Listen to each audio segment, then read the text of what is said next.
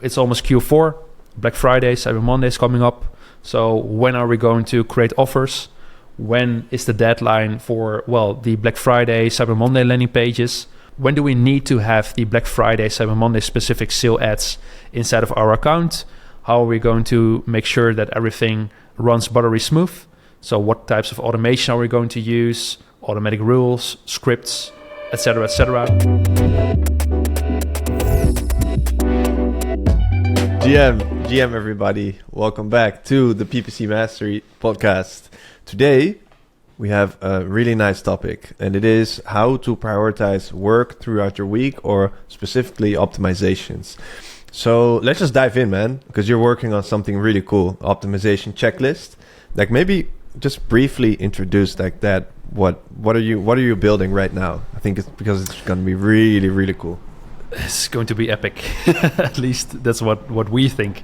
So what are we building? We are building a really extensive, detailed optimization checklist that is covering all of the different campaign types, from search to performance max to video for action campaigns.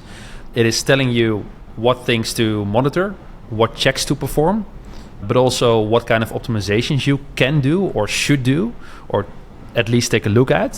What frequency is applicable to the checks and the optimizations, and what the potential impact of these checks and optimizations could be. So this is a really, a sort of master document that you can use to plan optimizations, experiments, monitoring / checks across your work week for all of your different clients, if you work for different clients at least. Yeah. So it's going to be a kick-ass document with a lot of rows, a lot of checks. Yep. So it's going to be epic. Yeah, I've seen V1, and it's already like now what it is now. It's already so good, but can't wait until we finish it. So in the realm of optimization, can you maybe define what you think optimization means in the context of Google Ads, and what are the categories that apply within that optimization structure? Mm-hmm. Mm-hmm. Yeah, so I think when people are mentioning optimizations, they also mean monitoring and performing checks, checking performances week on week, month on month, checking performances for different segments like location, devices, audiences, keyword segments, etc.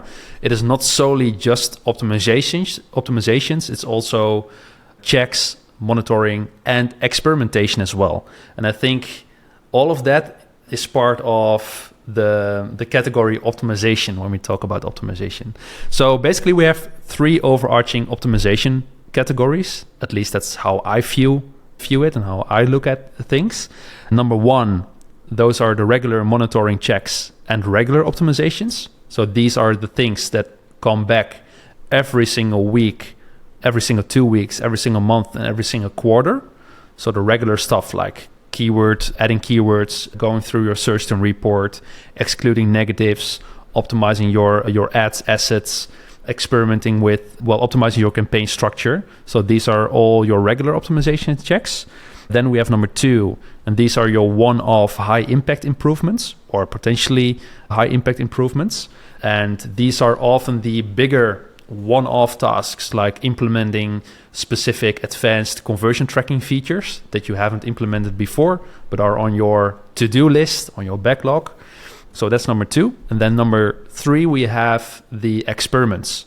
So next to your regular optimizations, going through your search term report, excluding negatives, etc., you also have a experiment bucket where you have to continuously work on in order to bring your account to a higher level and look for ways to drastically improve performance. For example, finding offers, experimenting with different RSA assets, experimenting with different finding URLs in order to improve conversion rates.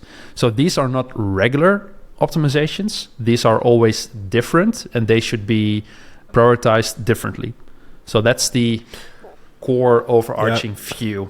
I think it's an interesting view, because I think a lot of people struggle with the experimentation side and running solid experiments, but I think we'll get to that in a second. So since there is always so much that you can do at the same time, how do you prioritize your optimizations? So how do you allocate your time in your week? Do you use any systems to keep track of your optimization of the progress? And how do you communicate the importance of prioritization to your stakeholders? Any thoughts there? Yeah, so we're talking regular optimizations over here. So these are the things that are returning over a single time period, weekly, bi-weekly, monthly, quarterly. So I have built a extensive Google Sheet for myself in the past that I use for all of my clients that I'm refining right now in order to use as a PPC Mastery product.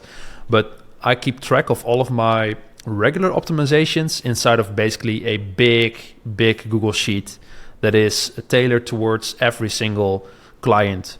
So the frequency and the potential impact of certain optimizations is different for every single client. So if you have a client that's doing 1,000 euros per month in terms of spend, you need a lot of data in order to optimize your ads, for example, or go through your search and report because you need a lot of data in order to find a lot of irrelevant search terms. So the frequency can be lower in comparison to a client that is doing 50,000 euros a month in terms of spend, because you have way more volumes over there and the potential impact of specific optimizations can wildly differ. So basically I use the same document but with the same regular optimizations, but then I tailor the frequency and impact per client.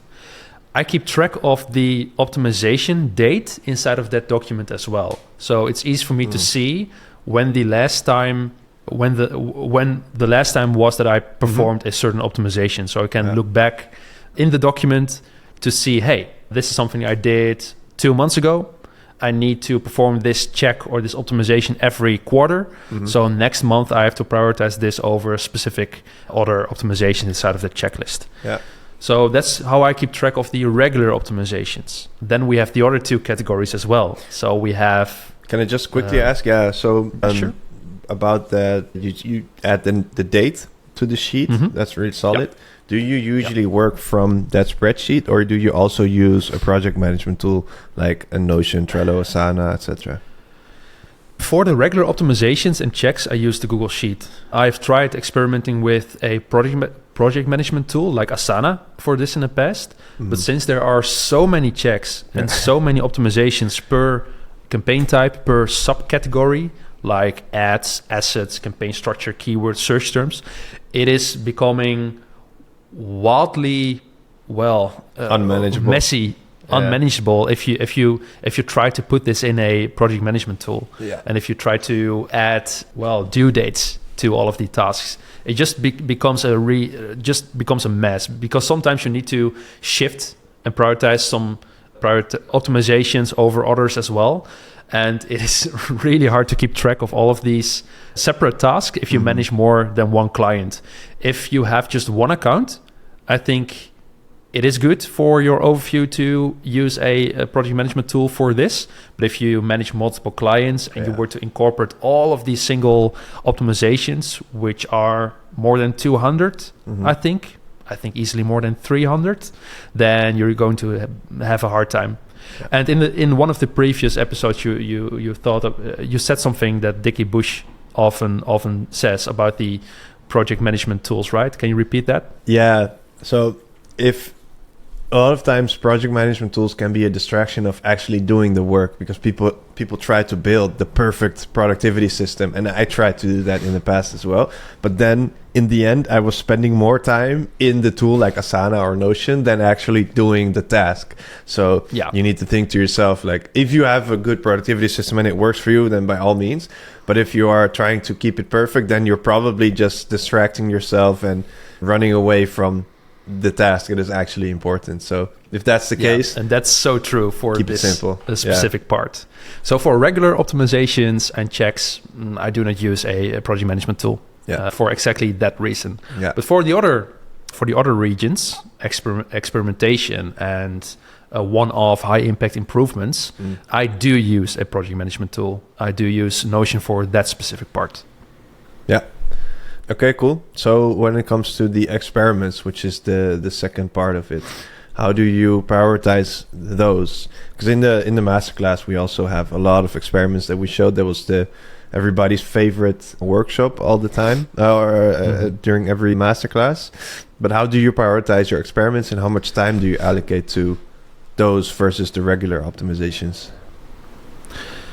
Yeah, so I like to use a really simple framework, a model to help me with the prioritization of experiments. And that's called the ICE scoring model. Yep. The I stands for impact, the potential impact. The C stands for confidence. So how sure am I that this will actually perform well? And the E stands for ease. So how easy is it to set up? Mm-hmm. And those three combined actually give you a score. So I tend to use a score ranging from 1 to 10 for every single metric: impact, confidence, ease, and just add up all of the scores combined.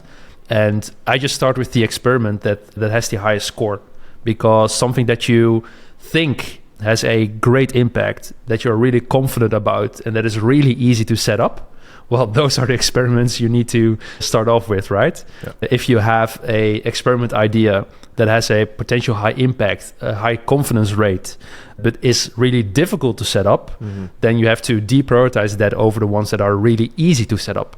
So that's a really simple framework to use, at least that I like to use, to prioritize my experiments.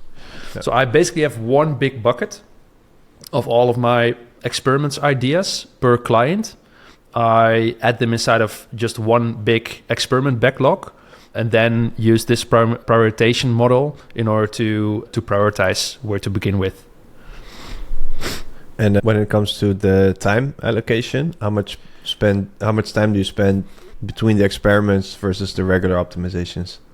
Yeah, good question. So I always try to find a good balance between the regular optimizations and the experiments within an account.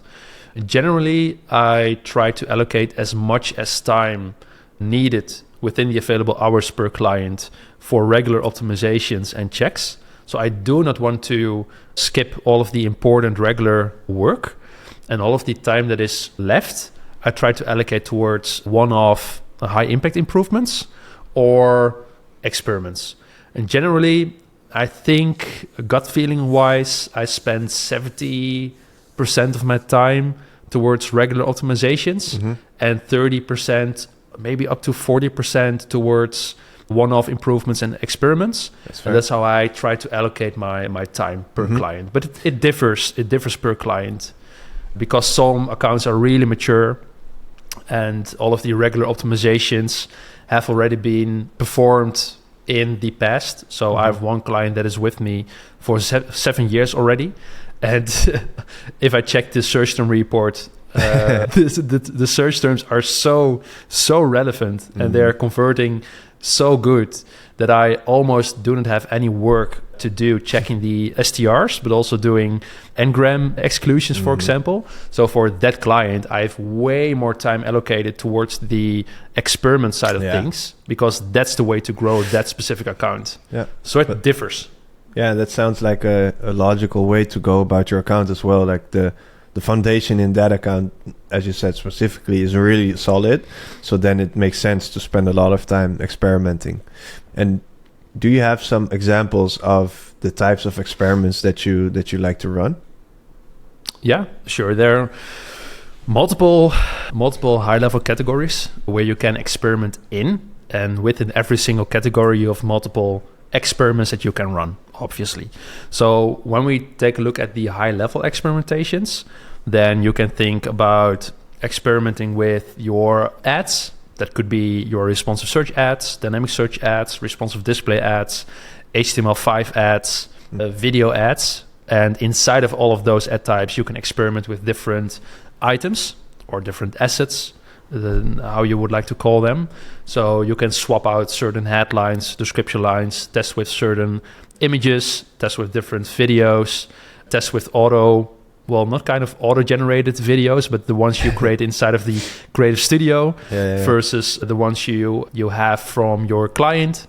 So there are different ways to experiment with your ads already. You can set them up in different ways. You can optimize your low performing assets and swap them out for new ones, according to your ad testing backlog and the ones you have prioritized as well. But you can also add in ad variants or ad variations in order to split test certain headlines, for example, benefits versus features, or swap out different call to actions.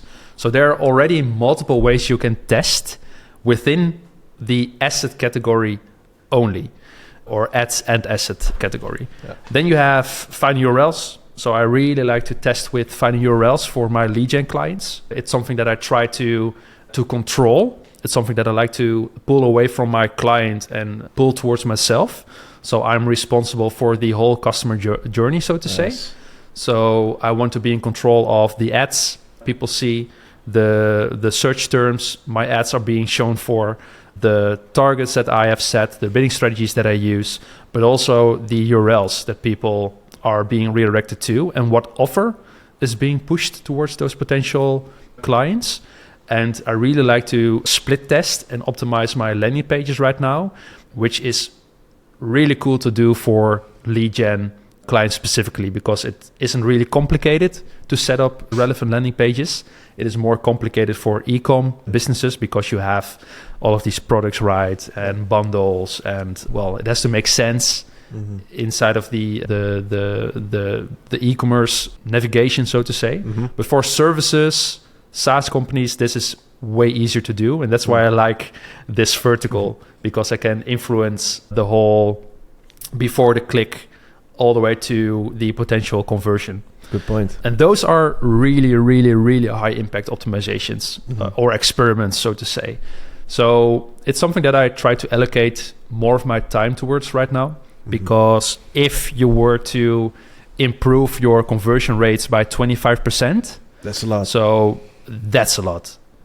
That's so much more bidding power, and it opens up so much more volumes inside of your Google Ads campaigns, where it also opens up doors for experimenting with mid and upper funnel campaign types, because those campaign types can become, well, could have a good ROI right now because your conversion rates improved. So that's another way to experiment with different campaign types, do additional work for your client as well.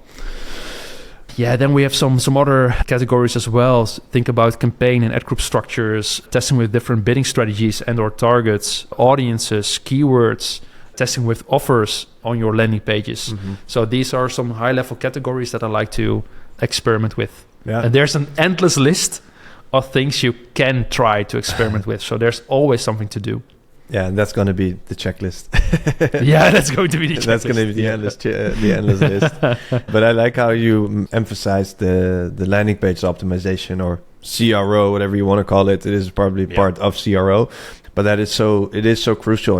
We've been saying it for the last year or so. Like, what happens after the click is probably even more important than what happens before, or at least the same. And this is the number one skill, I think, next to mastering conversion tracking. I think the number one skill that you also need to be developing in the upcoming months and years if you want to stick out as a standout as a Google Ads specialist. Like, really definitely own. And what you're doing now with those landing pages, you're really owning the whole infrastructure for this client, which helps you drive the results that you want. Because we've seen those examples, especially in lead gen, where someone just builds a page with huge forms, or those kinds of mistakes. And if you control the entire landscape, then it's easier for you to drive those results. But you need to put in the time to actually master the craft and be able to build those landing pages. So. Yeah, I'm really looking forward to build a mini course for this. Maybe something that's called Landing Page Mastery or something like that. Really looking forward for that specific course, because I think there's so much knowledge to be gained over there that can be utilized by a lot of Google Ads specialists that are stuck inside of the app, the Google Ads interface right now. But I think the impact is being made outside of Google Ads. Absolutely. And are you using any tools for your optimization, experimentation, etc.? Yeah, so I have my big checklist with all of the regular checks, monitoring, optimization checks, but I also like to use 2 core tools that help me with prioritization, analysis, and through clicks.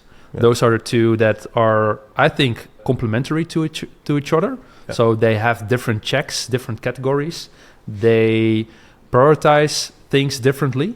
And by combining these two tools, you can easily see where to begin your work day with. Yeah. For example, inside of Analysis, they give you a alert, a high impact alert, if they see that a specific ad group with high volume keywords that drive a lot of conversion volume is dropped volumes and conversion rates significantly, or where the quality score dropped. So those are the things that needs to be addressed immediately if you are starting to work for that specific client.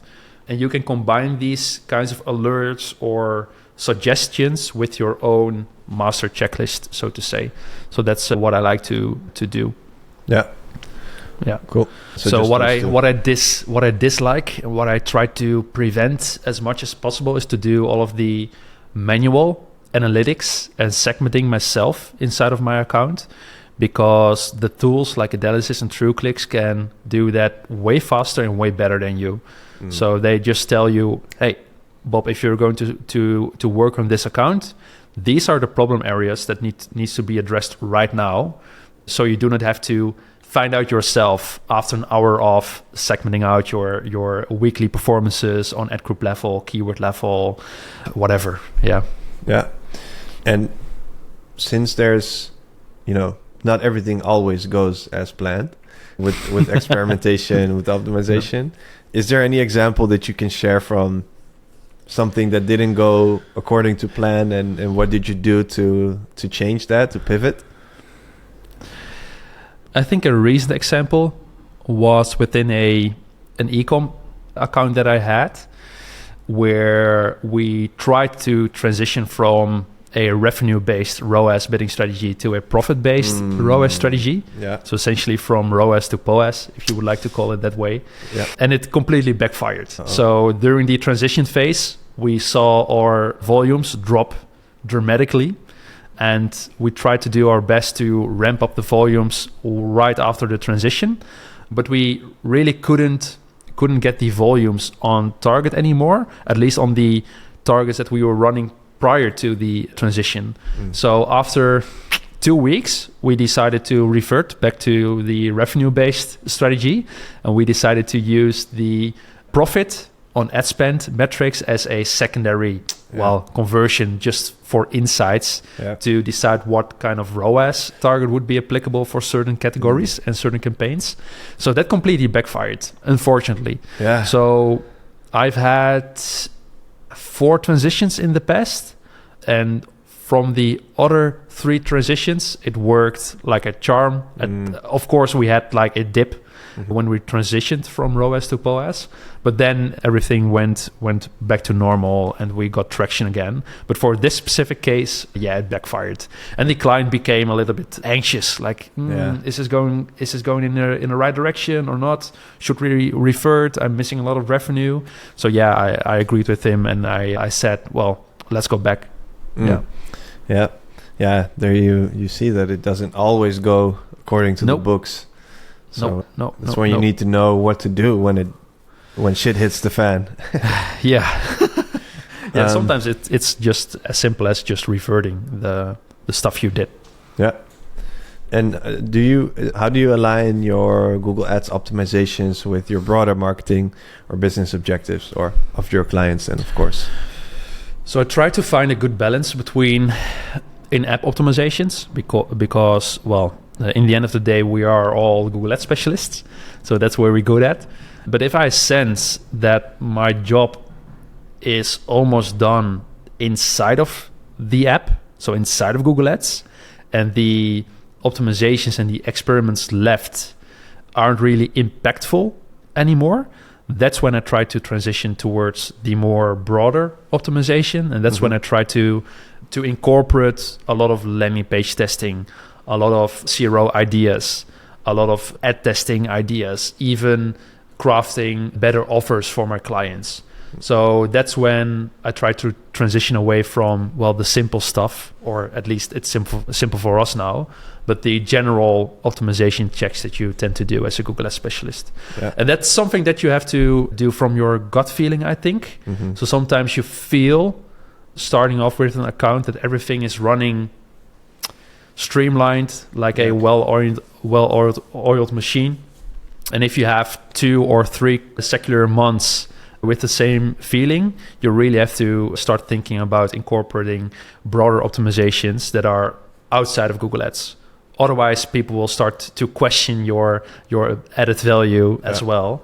And that's something that you do not want to risk, at least nothing that I would like to risk. Yeah, absolutely. You always want to make impact. Yeah. Yeah. All right. So to wrap it up, do you have any advice for anyone starting out in Google Ads and looking to refine their optimization process? Or maybe even what advice would you give yourself when you started out in Google Ads regarding the optimization process? So when I started out as a freelancer, I really didn't properly document all of the things that I did inside of an account and all of the stuff that needed to be done. So I just said to my clients, hey, this month I'm going to optimize some regular stuff, and I'm going to allocate my time towards regular optimizations, like excluding irrelevant search terms, like performing an Ngram analysis, like creating new ad groups based on some new interesting search terms that I found. But these were basically, decided on during the meetings or during the contact I had with my clients. And right now I have a really structured optimization experimentation roadmap for the next couple of 90 days. So the next couple of 3 months, so to say. So I know what I'm going to do and what I'm going to prioritize and what time is left for, specific wishes from my clients or specific experiments that we would like to perform, or maybe one-off high impact improvements like advanced conversion tracking implementations. So I can instantly see, next month we have other things prioritized already. So that specific wish can be addressed over 2 months because we've prioritized other things right now. And that really gives you a calmness that drops your stress levels. It increases your productivity because you know what you're going to address and what you're going to work on when you're going to open the account and when you have these specific hours planned for your specific clients. So that's something that I didn't have in the first year or first 2 years. And I really have refined that specific part right now. So if you're just starting out, make sure to create a extensive planning for yourself that is reasonable, given the amount of hours you can allocate towards your client. Incorporate optimizations according to the 3 core categories. So you address not only regular optimizations, but also experiments and high impact one-off improvements. So do not only do the simple stuff, but also incorporate potentially high impact experiments, for example, and give everything its own chance and its own time, and know what you're going to address the next time when you open the account. Yeah, that's some really solid tips. And then you share the roadmap, you share the optimization plan that you have, you share that with your client, right? Yeah. So every quarter, at least for my bigger clients, I tend to have a quarterly meeting where we prioritize the next quarter and also look back at the previous quarter in terms of results.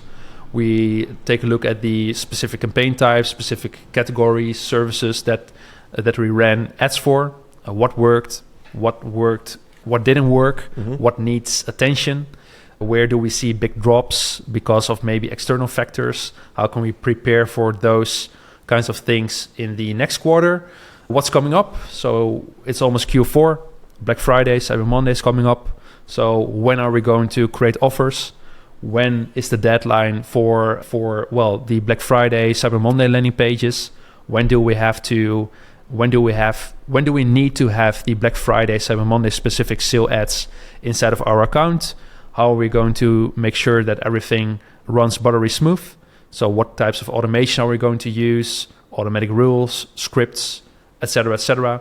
So yeah, it's a great moment to look back at the things that you did and what you're going to do and prioritize in the next quarter. And that really, really, really gives you a great overview of what needs to be done and gives you a great sense of rest. Yeah, nice. Cool. So there you have it, guys. If this won't help you structure your optimization process, then I don't know what will. Well, the optimization checklist will. Yeah, that will help you. But it's not launched yet. Yeah, it's for the PPC Hub first. For the PPC Hub, exactly. So yeah, thanks everybody for listening, watching. If you have a question for us, please head over to ppcmastery.com/podcast, and there you can submit a question for us to answer during these episodes. And yeah, please subscribe if you like it, share it with someone that might find this valuable. And until then, we'll see you next time. Peace. Peace.